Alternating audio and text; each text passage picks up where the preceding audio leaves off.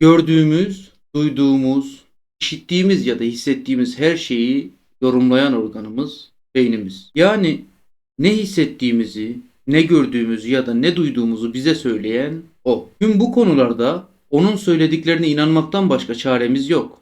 İsterse bizi çok rahat bir şekilde kandırabilir. Peki ya onu da bir kandıran varsa?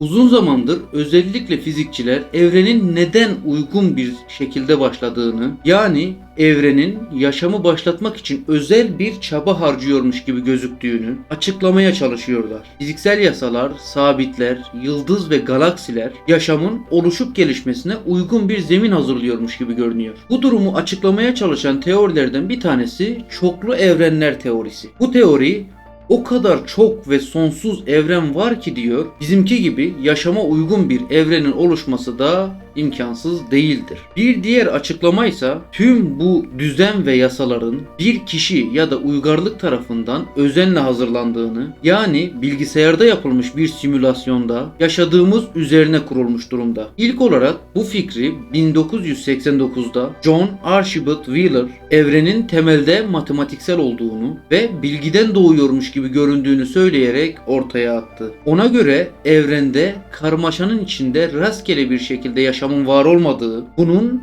bir üst el ile simüle edilerek ortaya çıktığı daha mantıklıydı. Bu durumu desteklemek için 2003 yılında filozof Nick Bostrom simülasyon hipotezini formüle etti. Bu hipoteze göre simülasyonda yaşıyor olmamız çok fazla olası gözüküyordu. Bunun nedeni ise gelişmiş bir uygarlığın inşa edeceği bir simülasyonda çok gelişmiş bir teknoloji kullanılacağı için simülasyonun içerisinden bu ortamın bir simülasyon ortamı olduğunun anlaşılması çok zor ya da imkansız olacaktı. Aynı şekilde yaşam için uygunluğun da nasıl mantıklı hale gelebileceğini gösteriyor gibiydi. Ve en sonunda fizikçi Seth Lloyd tüm evrenin dev bir kuantum bilgisayarı olabileceğini öne sürerek simülasyon hipotezini bambaşka bir seviyeye taşıdı. Fiziksel gerçekliğimizin gözlemciden bağımsız olarak var olan nesnel bir dünyadan ziyade simüle edilmiş bir gerçeklik olabileceğini öne süren bazı kanıt ya da tespitler vardı. Bunların ilki simüle edilen bir dünyada her şeyin matematik ile sayısallaştırılacağı gerçeğidir. Bu durumda simüle edilen gerçeklikte her şey daha küçük birimlere bölünemeyen en alt bir sınır birime sahip olmalıdır. Yani eğer atomların ya da bozonların daha altında kuantum evrende daha küçük parçalar yoksa, ki şimdilik yok gibi görünüyor, simülasyonda yaşıyor olabiliriz. Yani her şeyin en küçük bir yapı taşı varsa buna küçük pikseller diyebiliriz. Tıpkı ekranda küçük piksellerin birleştirilerek bir görüntüyü oluşturması gibi simülasyon evreninde de bu küçük birimler birleştirilerek kullanılıyor olabilir diyor. Ayrıca evrendeki her şeyi yöneten fizik yasaları tıpkı bir bilgisayar kodu gibi matematiğe dayanıyor ve her yerde kendini gösteriyor. Yine bu hipotez ışık hızını evreni simüle eden bilgisayarın işlemci hızı olarak kabul ediyor. Bir bilgisayarda aşırı yüklemenin bilgisayarı yavaşlatacağı gibi kara deliklerin de aynı anda çok fazla fizik yasasını kullanarak bulundukları bölgede simülasyonu gerçekleştiren bilgisayarı yavaşlatarak kuralların dışına çıkılan bir bölge oluşturduğu düşünülüyor. Ve evet, simülasyon hipotezinin en büyük kanıtı kuantum evreninden geliyor. Buradaki bazı parçalar siz onları gözlemlerken varlar.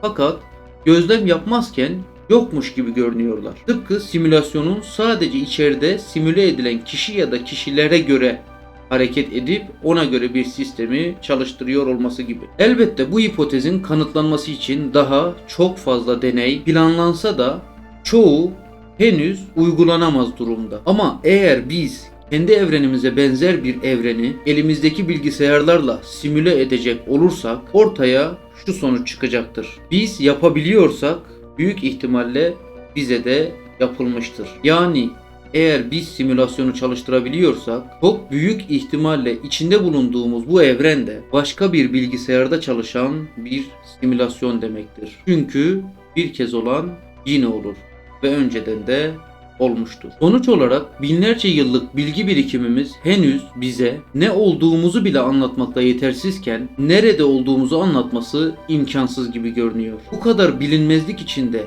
en ufak bir bilgi bile zifiri karanlıktaki ışık gibi kendini gösteriyor. Bu zifiri karanlığı yok etmek için o küçük ışığı takip etmeyi unutmayın.